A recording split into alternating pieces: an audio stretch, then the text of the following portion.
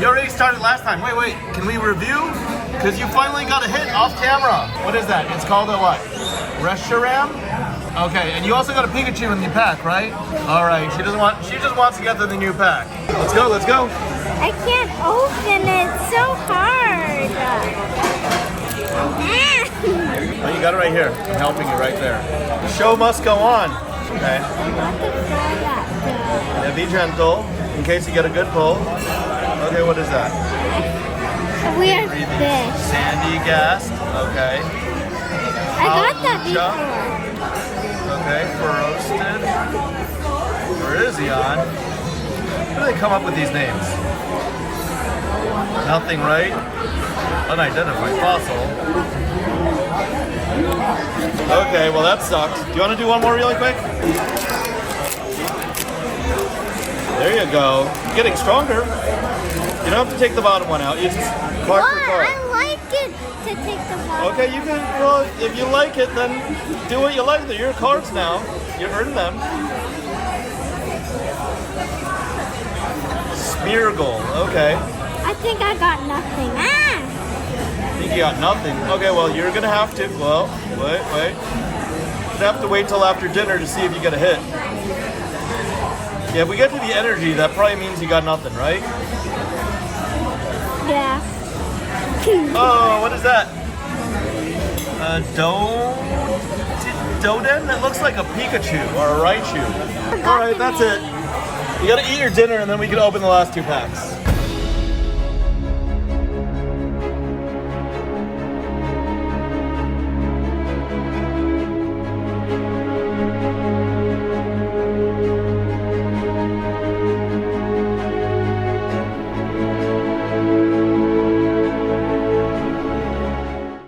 All right. Welcome to FaBled Hunters. I'm Yuanji. I'm Saint. And today we're going to talk about what happened last month. Last month today. Yeah, so at this point, I don't know if it's been a little bit over a month or just under a month, but basically in the TCG world, there's been kind of a shakeup in multiple games with updates to the cards that are legal for tournament play. Okay. And we released a video where one of my hot takes was that I thought Art of War should get banned, and you were not happy. I was outraged. Just the idea, I was outraged. I was like, in no conceivable universe could they ban Art of War, and should they ban Art of War? Yeah. Because that would hinder collectability prices. Yeah. And I was right about the second part, because it did hinder collectability prices. Yeah. And about 2 weeks before we filmed our video, I just bought 3 cold foil Art of Wars. Maybe I feel extra salty. Maybe the feelings were a little bit financially motivated. Yeah, so LSS actually went farther beyond what I had thought that they would do. I thought they were just going to stop at Art of War, but after looking at the cards that were released in Rosetta, and the Lightning Heroes in particular, it kind of makes sense why they banned Toma Findall, why they kind of banned what's it called, Toma Aetherwind. Aetherwind, yeah. Just like all of the cards that just say draw 2 except for Blood Rush Bella. And even Art of War in Acilio could be abused, right? Yeah, it's kind of weird because Acilio is this wizard, but he's really, at least how I see like most people play him, he's like, what is it called? It's called like Flash of Lightning or something. It's the picture with the girl who's like stepping on like one toe. Basically, every time you play an instant, it goes back to your hand. Okay. So you can like play it, and then you play Art of War, and then you banish like some other attack that you play, give it all your things +1 for the turn. And then instead of playing like this, attack for 4 a bunch of times, the first time it attacks for 4, then you put it back to your hand, then attacks for 5, and then 5, and then 5. And then also, since Art of War is an instant, it also gives you like an extra action point because of Lightning Greaves. Oh, wow. And so you get into like the situation where now you can play cards like Snatch.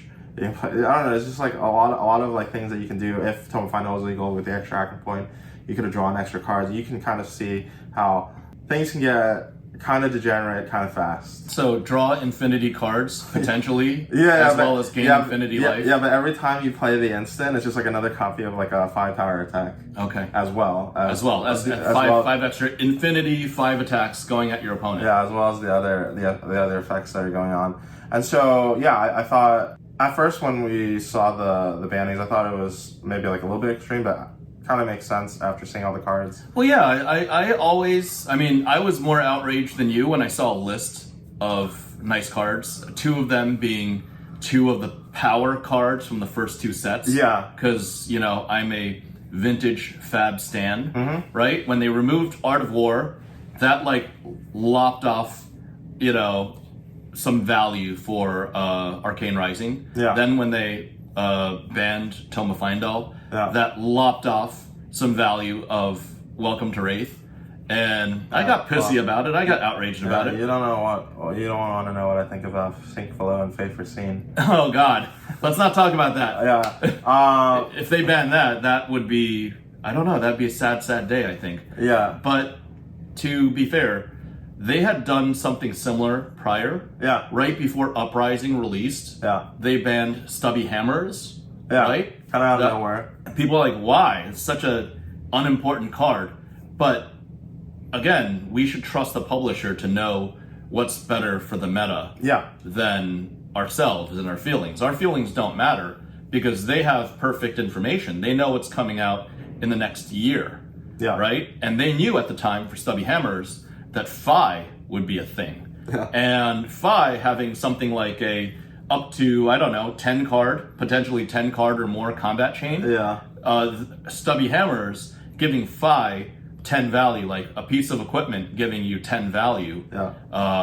Like a common piece of equipment too, Yeah. right?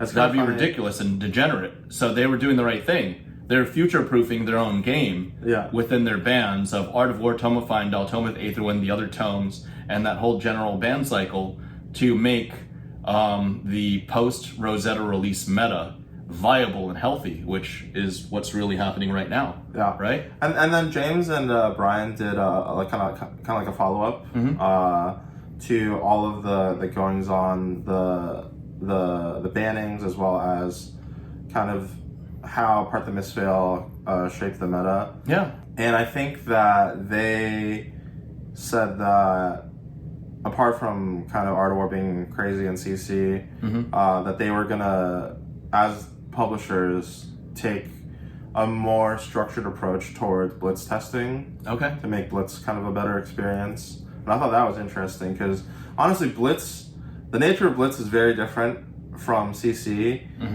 It might not seem like a big deal, you just like have smaller decks and then you go from 40 life to 20 life. But I think that, a lot of Flesh and Blood is about thresholds. And then so being at 20 life, you're in that kill threshold just like much earlier. Okay. And so like the format just has to get curated, I think, around that concept in order to make the games, a little bit more engaging. Yeah. Because I know a lot of people probably weren't too excited about dying to Zen in the first, like 1 to 2 turns of the game. In Blitz, it's kind of crazy. He hit Living Legend in 1 season. Yeah. In Blitz. So yeah, that was kind of what's going on. I think we'll talk about. Well, to be fair, Yuanji, because you had exploited this back in like set 3 or set 4. Yeah. Didn't we have some degeneracy with Viscerai and Blitz early on? Oh yeah. I mean, what was the combo again? Dude, like Viscerai, so Viscerai had a combo with Sonata Arcanix and Bloodshea Skeleton. So Bloodshea Skeleton discounts your next attack and your next non-attack by the number of rune chants that you have. And then so Sonata Arcanix is like an X spell. So you pay like twice X, where X is the number of additional cards that you get to look at. So you basically got close to infinite, or effectively infinite mana, and you draw half of infinity cards. You didn't need infinite mana. All you needed was you got 8, okay, or 7. Okay, because basically the combo is you just get to see. You just want a Sonata Arcanix and you try to get 3 or 4 attacks. Yep. So the minimum that you need to kill is laughably low. You just need 4 rune chants. two of which can come from like your glove. Yep. So let's say like you go first, you make like you make a rune chant off your glove and you play read the runes. Like you can kill them on the next turn if you have the Sonata Arcanix. Yep. So yeah, that was like kind of crazy. I played like in Blitz also like an Oldham deck that was just like I'm trying to kill you in like 2 attacks. So I just only play like 10 power attacks and that's like the whole deck. Really? Okay. Yeah. So like Blitz in general kind of is not like a victim, but like these types of plays kind of define Blitz. You know, a lot of people are playing like Reinhardt combo. Kano is also like really powerful in Blitz because Kano hits like that 20 life threshold very easily. Okay. So yeah, I think them just like taking like a closer look at Blitz, kind of deciding what kind of gameplay loop that they want. It was a very helpful and mature take from LSS in my opinion, and they took accountability, which was I think the community's general impression or general feedback that they're like, okay, we get it, we appreciate you letting us know and saying, oh look, there's some cards that just are too good, or Zen was just too good, right? And they needed to pull it back a little bit, and that's fine. Yeah, and I think it's timely as they're going to year 5. All card games, all games in general, go through this kind of evolution where the basic like building blocks of the game as you design them from your base set get outdated, but not necessarily outdated in the sense that they're bad, but more so the fact that when you make the base game, your game is like the least complex state that it'll ever be. You have the smallest card pool, and so you kind of have to make cards that are just like generically good and provide generic effects. As your game gets more complicated, you're inevitably going to print cards that kind of break some type of resource system, whether it's cards or resources or attacks, like whatever the case is. Are cards resources and damage? I mean, action points. Yeah, I'm thinking about the Sonata Arcanix / Bloodsheath Skeleton. Yeah, that combo took until I think set 4 because Sonata was Monarch, was it? Yeah. I mean, like that combo was in set 4, but it wasn't like really strong because there weren't the right attacks that were printed. It wasn't until they printed Revel and Runeblood and Swarming Gloomveil. Okay. And set 5 that it really took off. So, here's what I'm saying. It took like a combination of 5 sets to escalate that into degeneracy. Whereas if you look at the first trading card game, Magic the Gathering, they gave you all the pieces you needed in set 1 for Ultra Degeneracy, which is turn 1, channel, and then fireball. Right? And that's kind of what the Sonata Bloodsheath, when you had all the pieces together, felt a little bit like, but I think when Richard Garfield designed Magic, I don't think he intended it to be a sweaty game.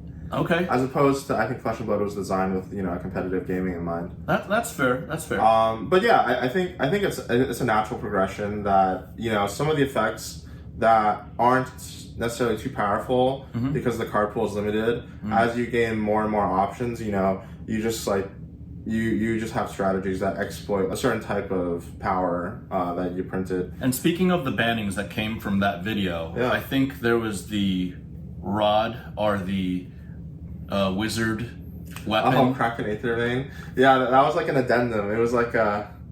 It was like a star. It was like an asterisk. Don't do degenerate shit. Like, we forgot about this. Yeah, in Living Legend. Wait. It's banned in Living Legend as well?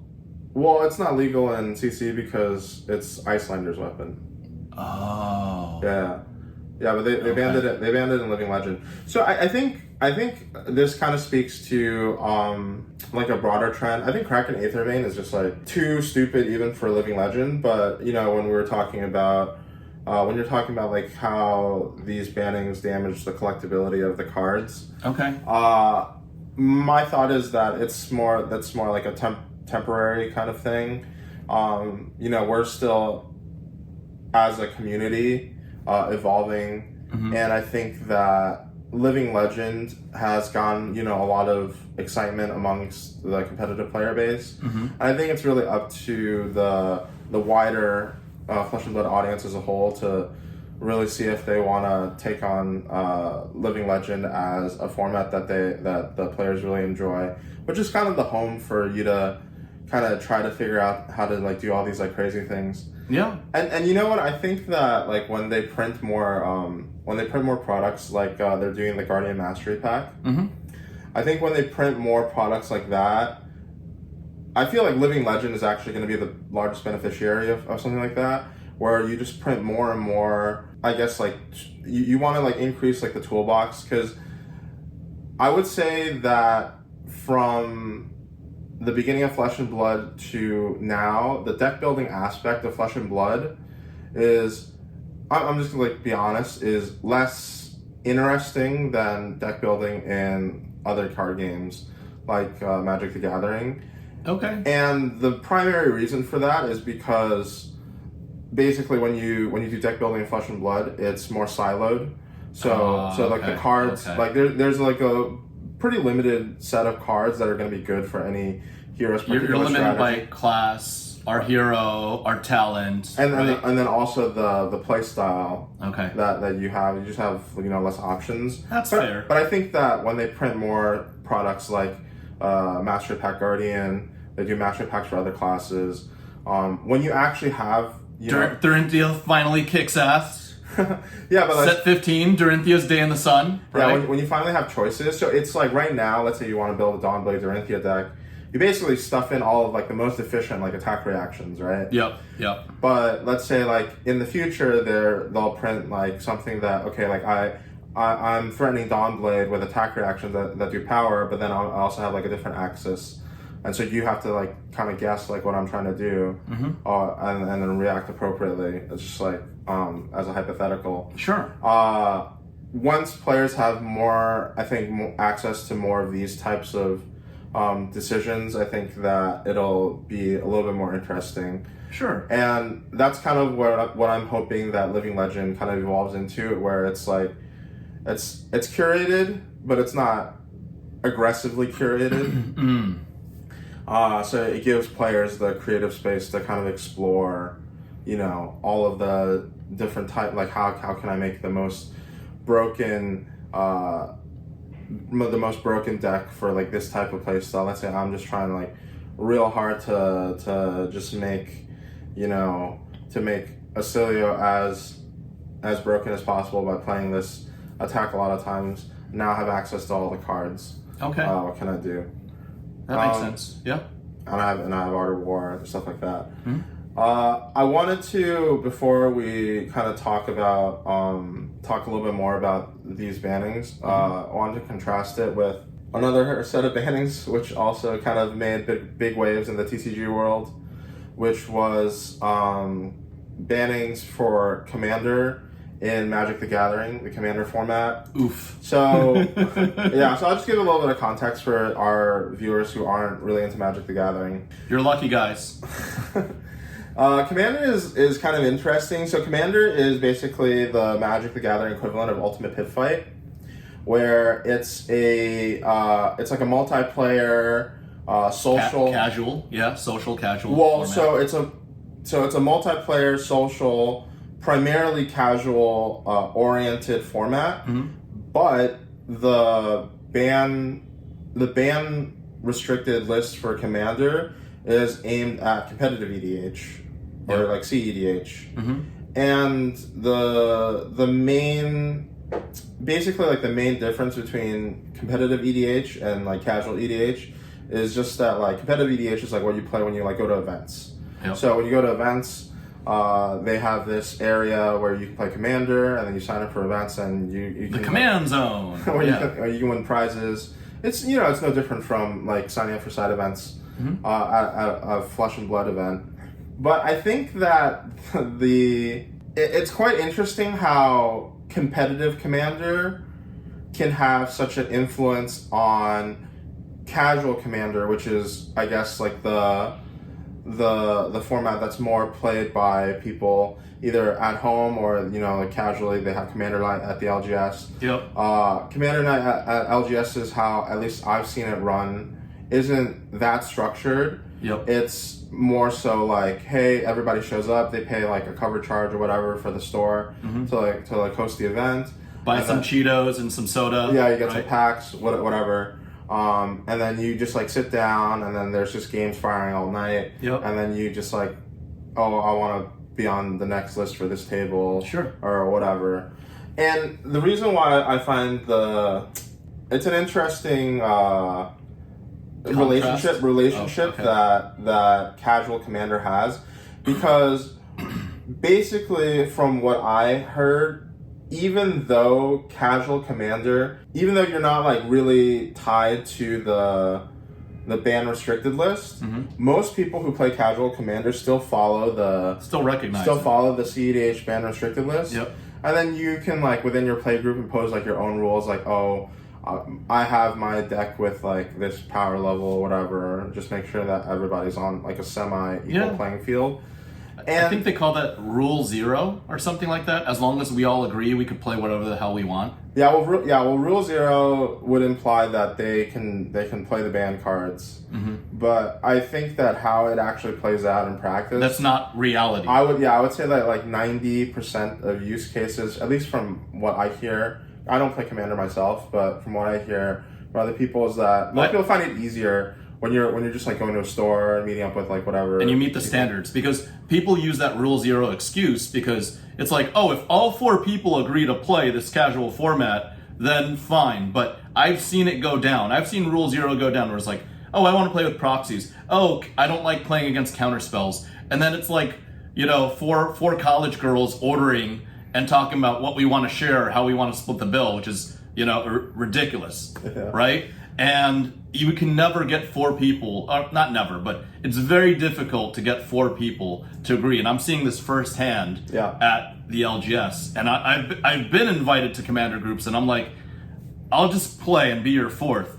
What the fuck? Why are you guys arguing over Rule 0? Why are you guys arguing over what's allowed and what's not allowed? Yeah. So it's not functional. It's not practical. So I would just dismiss that argument in defense of the bannings from the MTG community. And I would say that in general, this is just like so everybody has like the right context to think about it, is that as human beings, it's easier to follow like a social norm than it is to like establish one on the fly. Yeah.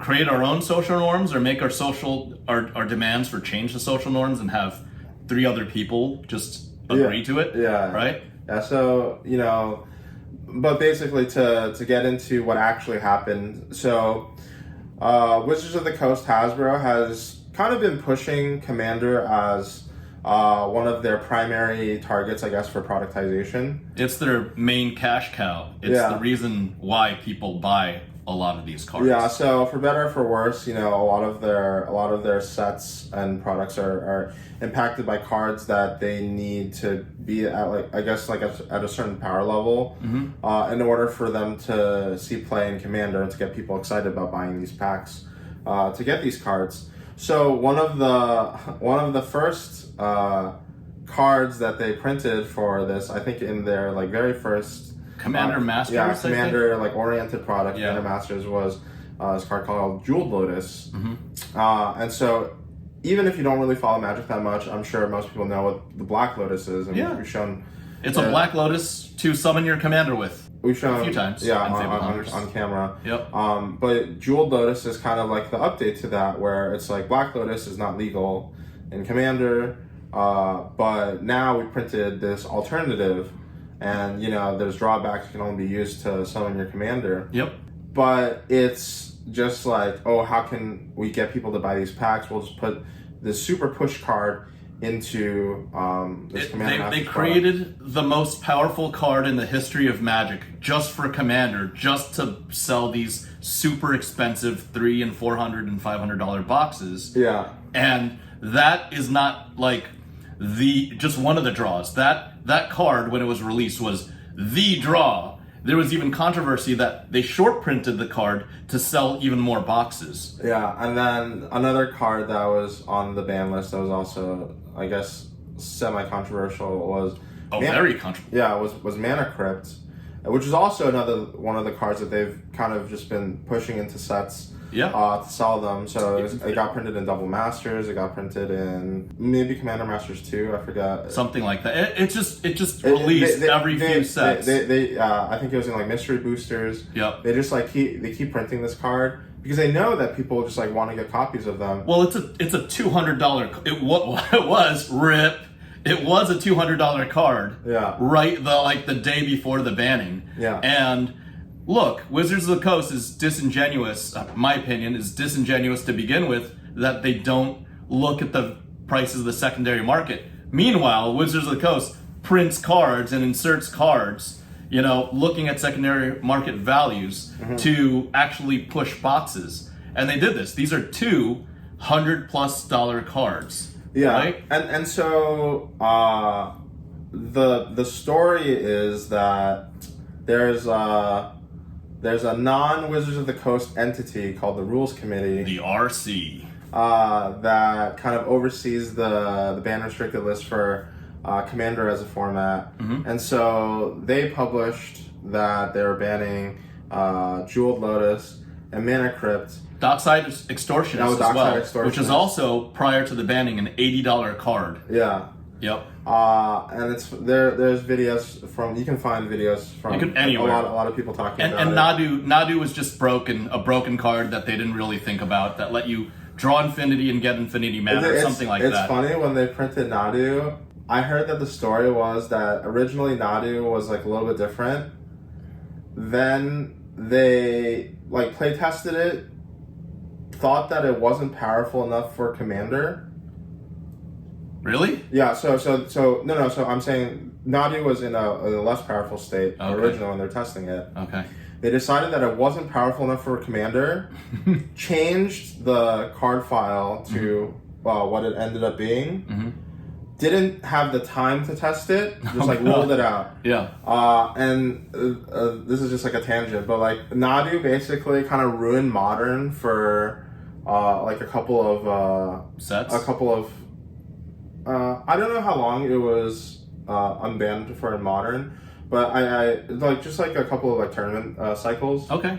I think it was like maybe like a couple months at most, but basically that's pretty bad for a game that has a player base of 30 million players, right? Yeah, I mean, think Duskblade times 100 times worse. Yeah. Probably. Well, yeah. So it's funny because they printed Nadu in its form because they thought that it wasn't good enough for Commander, so they basically ruined Modern for like a couple of months just to have this card get banned, like a couple months later. So I just think there's a lot of irony in the whole situation. I remember when I sent you the picture of what got banned and unbanned, I think you sent me like some question marks. Yeah. And I was like, what the hell's going on? Like, it just doesn't... okay, collector here, guys. Yeah. I care about, financial values here and there. I'm more long-term, but, like, I was just bewildered because Yuanji sent it to me first. He's like, we need to make an episode about this on FaBled Hunters. Yeah. We need to tell the FAD community how good they have it compared to other major TCGs, because I'm like, they literally pushed 2 sets. There was like Commander Masters or Commander Legends, and then there was something like Commander Masters 2 or Commander Legends 2 or whatever the Jeweled Lotus was. And the Jeweled Lotus was the box art, like the key art in both of these, meaning the Jeweled Lotus was the draw. They basically pilfered and exploited, the greater MTG collector base and player base for 2 entire sets off of 1 card.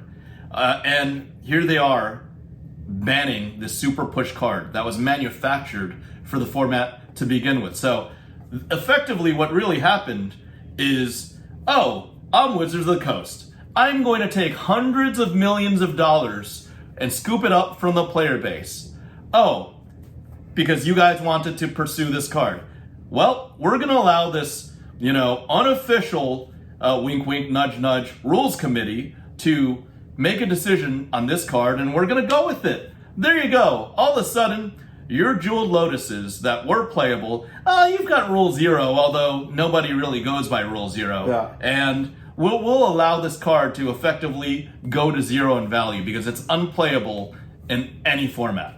That's basically what happened. Yeah, I don't know. So I have like mixed feelings. So like I don't know whether or not they had like a contract in place with the rules committee or like what was going on. I think Rudy made a video that I watched where he says that he thinks that there's like a very low chance that Wizards of the Coast was not at least like in some way involved with the decision making process. I mean, they are effective. My opinion is the rules committee was effectively like a redheaded stepchild or like a black sheep or, you know, basically they were the fall guys. And the rules committee, to be fair, I'm not here saying that you should threaten anybody or, you know, issue death threats or harass anybody. They were, the narrative is they were harassed, some received death threats, and they've all resigned. And the culmination of that is that now there is no rules committee, and Wizards of the Coast is now in ownership of all of the rules of the Commander format. So yeah, I mean, like I don't necessarily have an issue with the publisher being like in charge of the rules for the format, but I just think that the whole situation is a little bit absurd, and this is why I said I wanted to kind of revisit the Flesh and Blood bannings. Me too. With this context. So I think like the main issue that I have with kind of the Magic situation, and this isn't like a situation that's unique to Magic. I think Yu-Gi-Oh is very like notorious for this type of like behavior as well, where the publisher is kind of using power creep as a mechanism for selling product. They obviously, So they're basically productizing power creep, where they understand that the card is way more powerful than anything in the past, and that they're obsoleting a large portion of their card pool.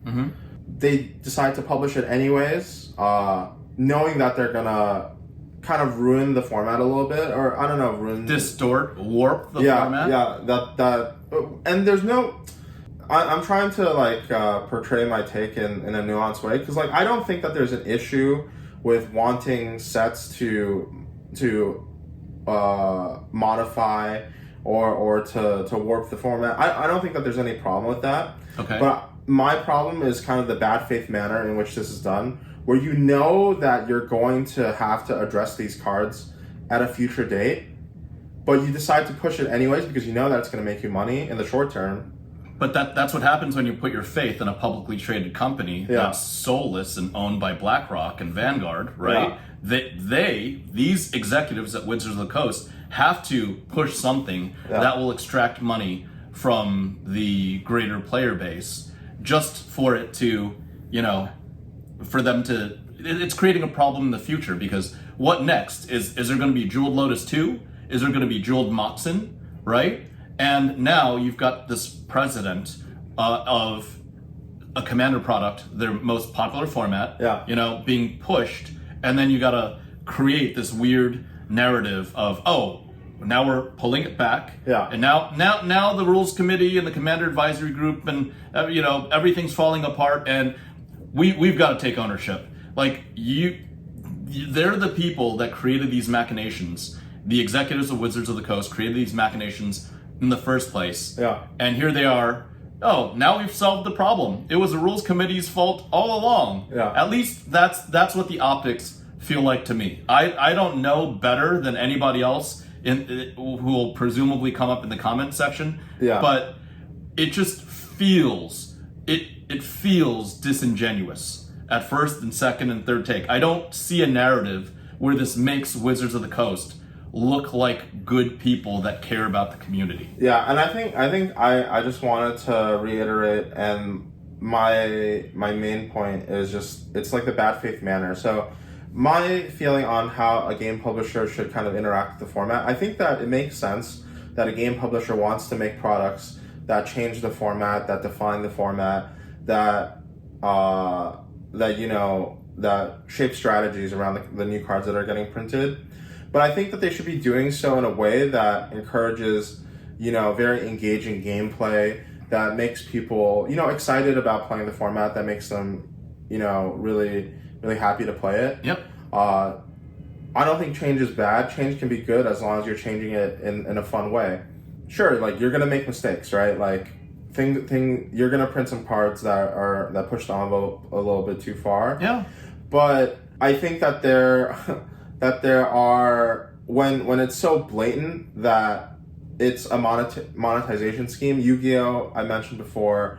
So in Yu-Gi-Oh! What happens often is they'll print the set, they'll make an archetype or some kind of engine that is just like way more powerful than anything that they've done before.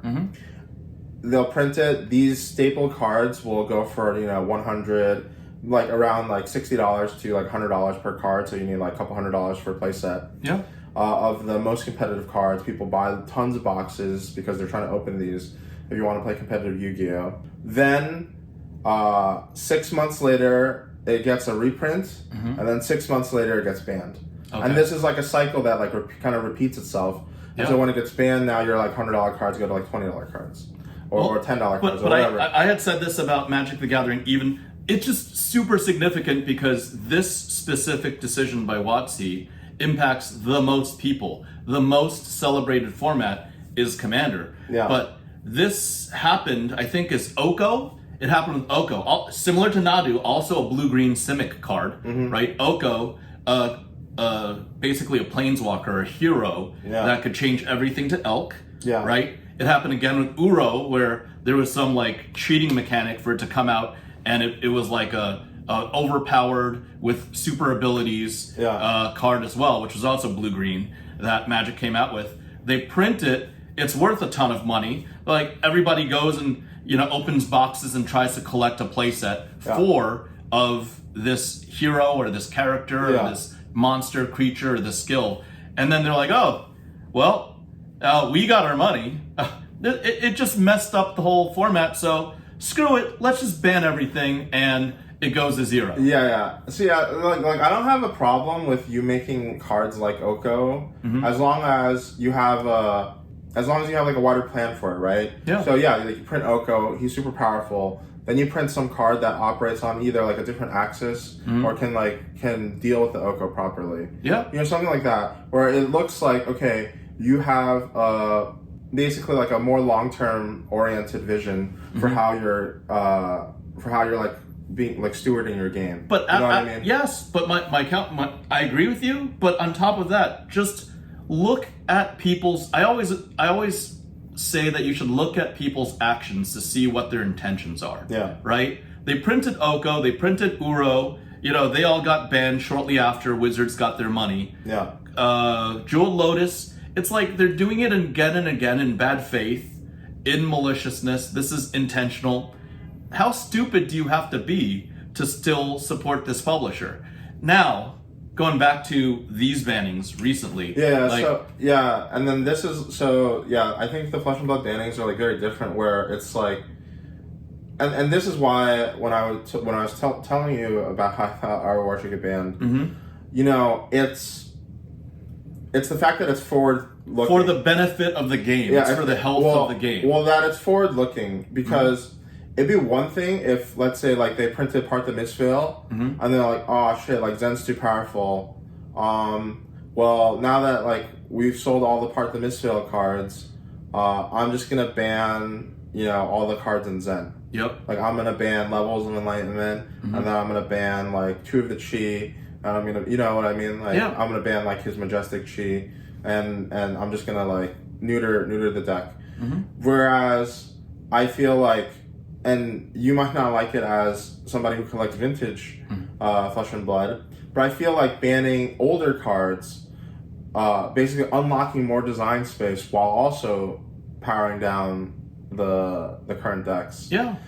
It's saying that I'm not banning something that you just paid money for. I respect you as, a consumer. You just bought these cards. The scarcity still exists, right? Yeah. Me, and I'll say this as somebody taking a hit on 20 Rainbow Foil Art of Wars. Like I presumably have 5% or more of all the Rainbow Foil, Arcane Rising Art of Wars that have ever been printed. Yeah. And I'm not happy about taking a hit and maybe them going to 30 or 40% of the value. Yeah. However, they're still playable in Living Legend. Yeah. However, they're still super scarce, right? Mm-hmm. And it wasn't like 5 years ago or 4 years ago when Arcane 2020, April 2020, or February, March, April, something early 2020, when Arcane Rising First Edition was printed out. Like the developers were like, ha ha ha ha ha, we'll get everybody's money with the super push card, and then we'll ban it 4 years later. No, it was because the design and the heroes progressed that they're reverse power creeping, or they're powering down the game for the health of the meta. Yeah, well, so I have an example from Flesh and Blood. So when Tales of Aria first came out, and kind of Oldhim was really strong, kind of a couple, like 1 or 2 sets later, and it was pretty obvious that Crown of Seeds is like the problem card. Yeah, I think retrospectively, I think at the time I really wanted Crown of Seeds to get banned, but I think retrospectively the decision not to really ban Crown of Seeds at that point in time was, I think, a good one for establishing the brand, the identity of LSS as a publishing company. Sure. Because basically, so like I have like a big problem when you're selling like a product, and the most important consumers are the people who are like actively buying your products, right? Yeah. So when you go out as a consumer and you buy the latest product, I think the worst thing that can happen to damage consumer confidence is to ban a card directly out of like the new set, instead of finding alternate ways to try to like balance things. Like what they did with Art of War and Tome of Findel. Yeah, so you ban Art of War, you ban Tome of Findel, maybe you ban a common, like they banned Autumn's Touch, obviously that didn't like do like the most. And yeah, like they banned like Winter's Wail, which is a big deal because at the time, came in like a cold foil in the boxes. But I think that taking these like more incremental steps, not wanting to have people have like a really bad feeling about opening cards, getting like a chase card, you get a legendary, rainbow foil or cold foil, whatever the case is, and then to just like have that like taken away from you. So like, for example, let's say we find out that, Lightning Greaves combo is a little bit too stupid, right? Having like alternate ways to kind of like tone that down, I think is really important for the long-term consumer confidence in your product. Because it shows that as a game publisher, you want people to play with your new cards. Yep.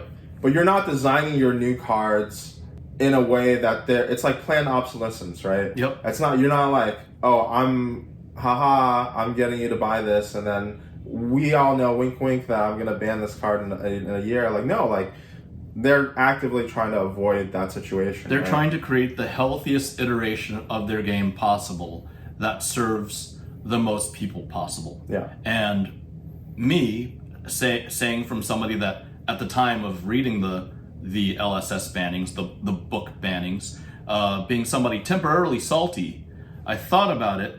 I saw the cards come out in Rosetta. Yeah. And I was like, oh, this reminds me of exactly what happened, when Fi came out, and that now makes sense. Everything's aligned. And I proved my own point that LSS knows better than the player base or the collector base for what is the most optimal for the game. And they made decisions for the interests of the game, right? For the interests of the game of Flesh and Blood. Not for their interests of their own pocketbooks, not for the interests of the shareholders that they report to, because the founders of the company are still the shareholders and it's a privately held company, right? They made their decisions for the game itself, all the players and all the collectors. And as a collector that, for now, in the short term, is, not too happy about the prices of Tome of Findel or a Art of War, hey, I've got to stick to what I said, which is I'm collecting because I like the cards. Yeah. I hold the cards because I believe in the long-term viability of the game, right? If in year 5 or in year 4 or next year in year 6, they took actions to proactively destroy the game, right? Or proactively deceive the customer base, then that would be net so much worse for the trajectory and the growth of this game than what they did, which was, oh, look, we're releasing the set Rosetta. I know it probably has more to do than just Acilio, but look, there's this hero that interacts with drawing of cards, and we need to limit the ways in which you can draw, extra cards or cheat out value. Yeah, it's like the trade-off is supposed to be, oh, well, you get limited on action points. Well, we're printing a leg piece that makes it really easy to get multiple action points, right? Yep. And then it just like feeds into each other because it's not capped. Like, it'd be one thing if the legs like capped yourself out at like, you get 1 or 2 extra action points. Mm-hmm. It's like, no, it's like capped by how many instants you can play. Well, you know what helps you play more instants? Drawing more cards. Yeah. Especially if one of the instants also draws you cards. The instant draws you cards. Yeah. Like Art of War, right?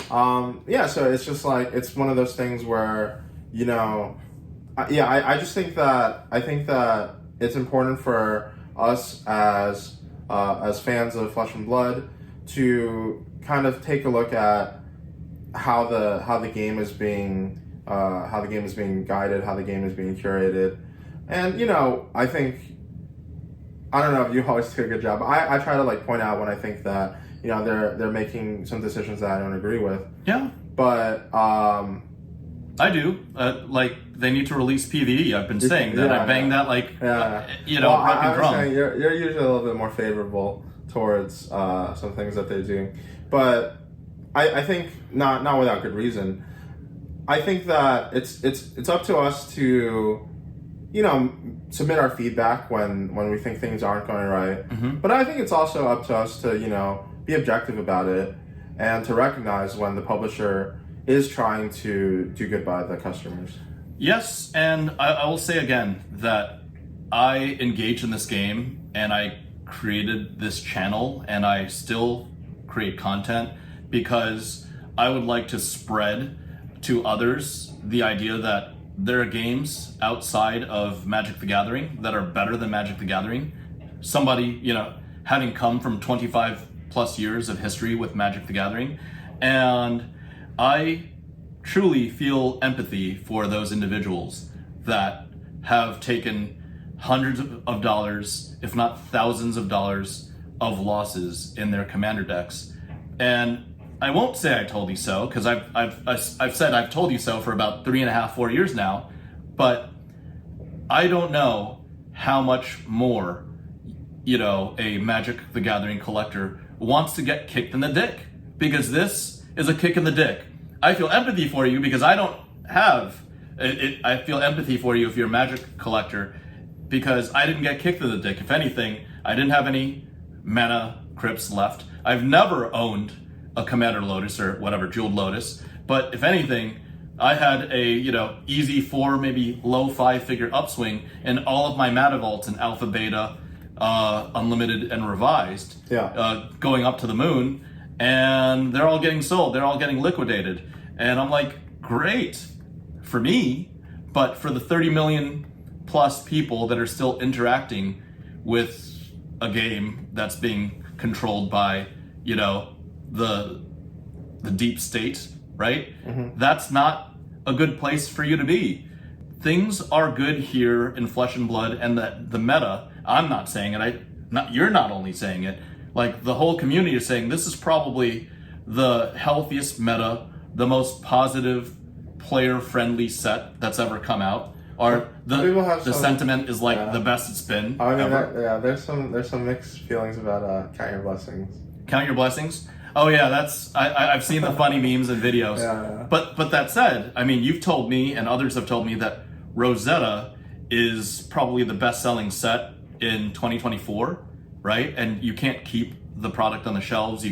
The single sellers can't keep the singles in their inventory. I'm reading this on all the Discords. I'm reading this on our Discord, and I hope that's for good reason. And I hope that this can be a lesson, or this can be an inflection point for the people that were burned when WotC basically pulled out Charlie Brown's football, and you're there stuck on your ass like, oh crap, there was no football, I got screwed, I got rug pulled. That you can come out and experience the product of a card game management company that actually cares about both its players and its collectors. So that was basically what happened in the last month or so. And I hope you guys, I hope this resonates with some of the older fans of FaBled Hunters, as well as hopefully it gains us some newer fans. So that said, anything else? If you like this video, like, comment, subscribe. Twiddle The notification. Join us on Patreon, right? Yeah. FaBled Runaways. Let's go Runaways, everybody. And that's it, everybody. Bye. Bye.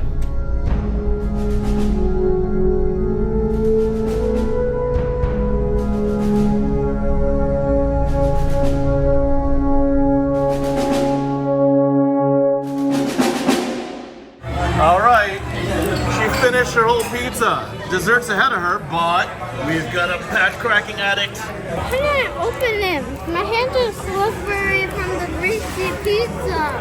Well, why are you opening cards after touching greasy pizza? That's a good question. I don't know.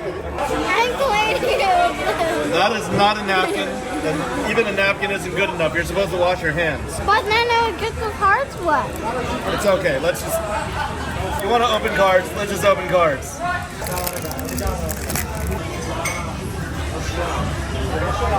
What is that? Oh, What's what do they come up with these names? Phoebus? Noibat? Don't they have like Golbat and other stuff? Noibat again. Dragapult. Oh, that's foil. That looks pretty cool. Dragapult looks pretty cool. Yeah, two. Okay, what else? This is the last card. Oh, Raichu. Okay. Oh, I got the sparkly one last card. Remember? Okay. You want to just do the last pack since we're here? I have a feeling we hit something. Let's see. Murkrow. Murk. Okay. Murkrow. Swablu. This Pokemon named Rotom. Dreepy. This is coming up with random words. Bunyeri. Oh, what is that? Is that a foil trainer? That looks pretty cool. I got nothing, guys. Another foil. Wait, what is another foil? The trainer's a foil, and this is not a foil. Miss Magis. Oh no. Okay, so only the trainer's a foil. And a Dragonair. Man, this set kind of sucks. Oh well. Did you have fun? He doesn't look too happy. He's okay. Say bye.